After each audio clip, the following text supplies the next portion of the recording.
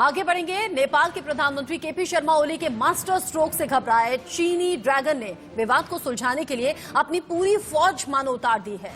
Nepal communist party में ओली और प्रचंड के बीच चल रही खेमेबाजी से चीन परेशान है। पीपीई सूट पहनकर चार्टर्ड विमान से काठमांडू पहुंचे चीन की कम्युनिस्ट पार्टी के उपमंत्री गुओ येझू ताबड़तोड़ बैठकें कर रहे हैं और प्रचंड और ओली के बीच में बनी खाई को पाटने की कोशिश लगातार है। गुओ ने अभी तक राष्ट्रपति विद्यादेव भंडारी, पीएम ओली और उनके विरोधी पुष्प कमल दहल प्रचंड के साथ बैठकें की हैं।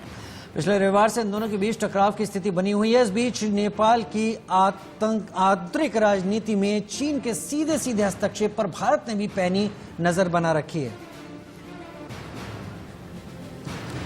रोशन साहब, खोटा साहब हमारे साथ जुड़ गए। प्रवासी नेपाली समाज एकता के इस वक्त ये मेंबर है, अध्यक्ष है, हमारे साथ लंदन से इस वक्त जुड़े हैं।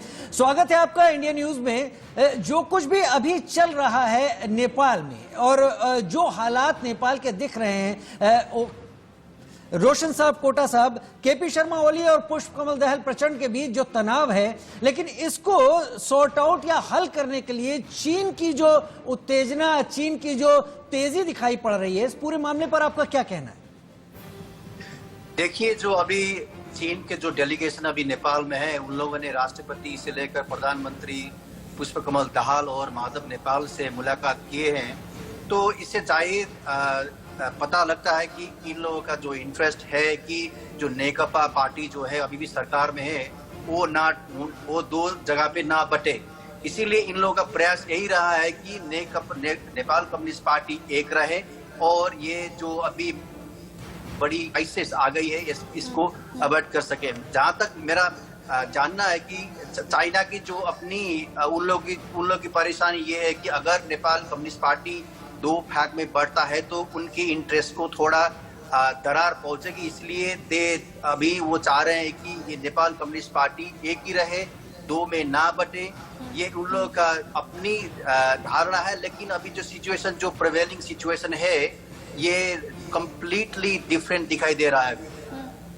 रोशन जी, जिस तरीके से ओली बनाम प्रचंड की ये सियासी जंग नेपाल में नजर आ रही है, चीन के इंटरफेयर्स को आपने समझाया, चीन कैसे बार बार इसमें दखल देने की कोशिश कर रहा है, सियासी समीकरण को बनाने बिगाड़ने में जुटा है, लेकिन नेपाल में जो कुछ हो रहा है उसे भारत के लिहाज से आप कैसे देखते हैं?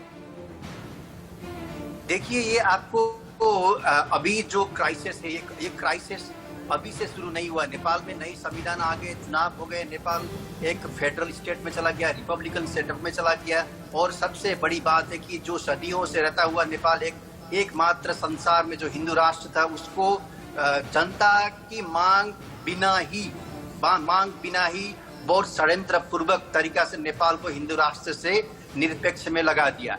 तो हमें देखना होगा कि कहाँ से ये गेम शुरू हुआ। अभी जो हम देख रहे हैं, बड़े लंबे गेम का एक और कड़ी है, मुझे तो यही लगता है। लेकिन अभी जो दिशा पे जा रहा है, अभी जो इंडिया की और पिछले कुछ दिनों से जो हम देख भी रहे हैं, नेपाल में राजतंत्र को फिर से बहाल करने के लिए भी प्रदर्शन हुए हैं।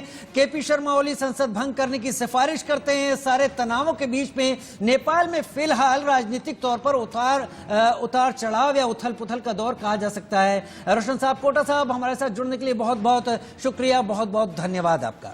लेकिन हमें समझना होगा, चीन अगर इतना दखल दे रहा है तो चीन कभी किसी का दोस्त नहीं होता, मतलब की दोस्ती करता है और यहाँ भी अपना मतलब साधने और निकालने की कोशिश चीन की है। इसी खबर के